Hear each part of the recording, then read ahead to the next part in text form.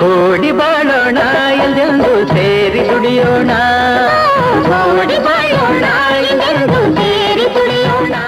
ಅದೇ ರೀತಿಯಾಗಿ ಸೌಹಾರ್ದ ಸಹಕಾರಿಗಳು ಷೇರು ಮಾರುಕಟ್ಟೆಯಲ್ಲಿ, ಮ್ಯೂಚುವಲ್ ಫಂಡ್ಗಳಲ್ಲಿ, ಬಿಟ್ ಕಾಯಿನಲ್ಲಿ, ಕ್ರಿಪ್ಟೋ ಕರೆನ್ಸಿ, ಯುಲಿಪ್, ಲಿಂಕ್ಡ್ ಸೇರಿದಂತೆ ಅನೇಕ ವಿವಿಧ ರೀತಿಯಲ್ಲಿ ಅಂತ ಹೂಡಿಕೆ ಮಾಡ್ತಾ ಇದ್ದಾರೆ. ಇವು ಯಾವುದರಲ್ಲೂ ಸಹ ಹೂಡಿಕೆ ಮಾಡಲಿಕ್ಕೆ ಸೌಹಾರ್ದ ಸಹಕಾರಿ ಕಾಯ್ದೆಯಲ್ಲಿ ಅವಕಾಶ ಇಲ್ಲ.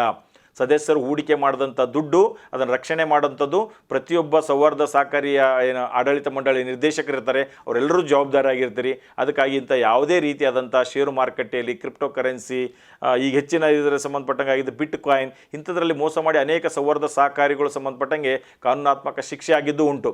ಅದಕ್ಕಾಗಿ ಸಂಬಂಧಪಟ್ಟ ಯಾವುದೇ ರೀತಿಯಾದಲ್ಲಿ ಇನ್ವೆಸ್ಟ್ ಮಾಡಬಾರ್ದು ಅನ್ನೋದ್ರ ಬಗ್ಗೆ ಇಲ್ಲಿವರೆಗೂ ಸಹ ಸಂಬಂಧಪಟ್ಟ ಇದು ಹೂಡಿಕೆ ಕುರಿತಾದ ವಿಷಯಗಳು. ಸಾಲದ ಕುರಿತಾಗಿ ಮಾನದಂಡಗಳು ಏನು ನೀಡಿದ್ದೀವಿ ನಾವು, ಸಾಲದ ಕುರಿತಾಗಿ ತಿಳಿಸಿದ್ದೀವಿ. ಈಗಾಗಲೇ ಹೇಳ್ದಂಗೆ ಈ ಸುತ್ತೋಲೆ ಸಮಗ್ರವಾದ ಸೌಹಾರ್ದ ಸಹಕಾರಿಗಳಿಗೆ ಯಾವ ರೀತಿ ಕಾರ್ಯನಿರ್ವಹಿಸಬೇಕು ಅನ್ನೋದರಿಗೆ ಕೊಟ್ಟಂಥ ಒಂದು ಸುತ್ತೋಲೆ ಆಗಿರೋದ್ರಿಂದ ಸಾಲದ ಮಾನದಂಡಗಳು ಸಂಬಂಧಪಟ್ಟಂಗೂ ಸಹ ಸಂಯುಕ್ತ ಸಹಕಾರಿ ಕೆಲವೊಂದು ಪಾಯಿಂಟ್ಸ್ಗಳನ್ನು ಕೊಟ್ಟಿದೆ. ಓರ್ವ ಸದಸ್ಯನಿಗೆ ನೀಡುವ ಸಾಲದ ಒಟ್ಟು ಮೊತ್ತವು ಸಹಕಾರಿಯ ಒಟ್ಟು ದುಡಿಯುವ ಬಂಡವಾಳದ 5% ಮೀರತಕ್ಕದ್ದಲ್ಲ. ಈಗಾಗಲೇ ಹೇಳ್ದಂಗೆ ತಮ್ಮದೇನಾದರೂ ಒಟ್ಟು ದುಡಿಯುವ ಬಂಡವಾಳ 1 ಕೋಟಿ ಇತ್ತಂತಂದರೆ ಅದರಲ್ಲಿ 5 ಲಕ್ಷ ಒಬ್ಬ ವ್ಯಕ್ತಿ ಅಂತಂದರೆ ಈಗಾಗಲೇ ತಿಳಿಸಿದ್ದೀನಿ, ಅವನ ಕುಟುಂಬ ಅದರಲ್ಲಿ ಬರುತ್ತೆ.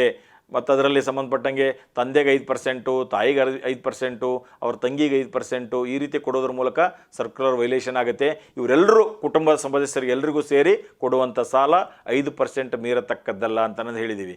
ಇನ್ನು ಮುಂದೆ ಹೋಗಿ ಸಂಬಂಧಪಟ್ಟಂಗೆ ಸರ್ಕಾರಿ ನಿರ್ದೇಶಕರು ಇದರಲ್ಲಿ ಸಾಲಗಳನ್ನು ತೆಗೆದುಕೊಳ್ಳಲಿಕ್ಕೆ ಕಾಯ್ದೆಯಲ್ಲಿ ಅವಕಾಶ ತಿಳಿಸಿರೋದಂತ ಅನ್ನೋದಕ್ಕಿಂತಲೂ ಬ್ಯಾನ್ ಇಲ್ಲ, ಅಂದರೆ ತೆಗೆದುಕೊಳ್ಳಲಿಕ್ಕೆ ಯಾವುದೇ ತೆಗೆದುಕೊಳ್ಳಬಾರ್ದು ಅಂತೇಳಿ ಅಂಶ ಇರೋದರಿಂದ 10%ವರೆಗೂ ಸಹ ಸಹಕಾರಿ ಎಲ್ಲ ನಿರ್ದೇಶಕರು 10% ಸಾಲವನ್ನು ತೆಗೆದುಕೊಳ್ಳಬಹುದು ಅಂತ ಅಂಶವನ್ನು ಸುತ್ತೋಲೆಯಲ್ಲಿ ಕೊಟ್ಟಿದ್ದೀವಿ.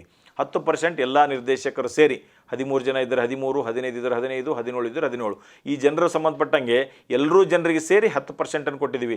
ಅವರು ಮತ್ತು ಅವರ ಕುಟುಂಬಸ್ಥರು, ಅವರು ಸಹಕಾರಿಯ ಏನು ಸಂಬಂಧಪಟ್ಟಂಗೆ ಇರುವಂಥ ಪಾರ್ಟ್ನರ್ಶಿಪ್ ಕಂಪ್ನಿ, ಫರ್ಮ್ ಕಂಪ್ನಿ, ಹಿತಾಸಕ್ತಿ ಹೊಂದಿರೋ ಕಂಪ್ನಿ ಯಾರೇ ಆಗಿರಲಿ ಅವರೆಲ್ಲರೂ ಸಂಬಂಧಪಟ್ಟಂಗೆ ಸೇರಿ 10% ಮೀರಬಾರ್ದು ಅಂತ ಹೇಳಿದ್ದೀವಿ. ಅಂದರೆ ನಿಮಗೆ 10 ಕೋಟಿ ಇದ್ದರೆ 1 ಕೋಟಿ ಮಾತ್ರ ಸಂಬಂಧಪಟ್ಟ ಎಲ್ಲರಿಗೂ ಸಹ ಕೊಡುವಂಥ ಮೊತ್ತವನ್ನು ಆಗಿರುತ್ತದೆ.